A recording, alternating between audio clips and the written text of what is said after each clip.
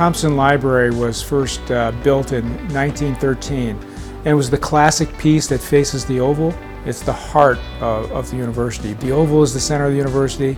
The library is at the center of the oval. It's been recognized nationally as a great place and a great library, both architecturally and the way it works. 2003 or 4, there was studies done. The spaces weren't engaging. You couldn't see the oval because the bookshelves went to window height. The book tower was inhospitable. Tiny windows, low ceilings.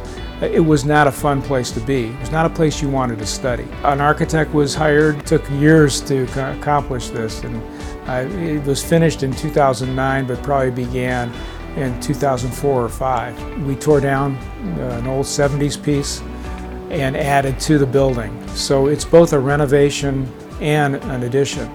And what's beautiful about that is you can't really tell that it's several buildings. It feels like you're in one building, although it was built over the years, different phases.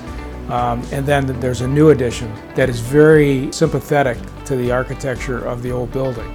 It used to be more enclosed and tight and didn't know where you were.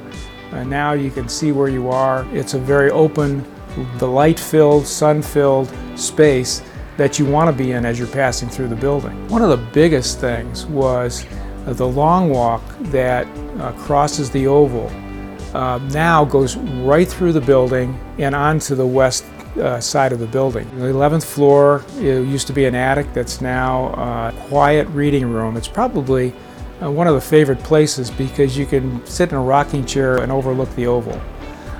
It has views of all 4 directions, so you can see downtown Columbus.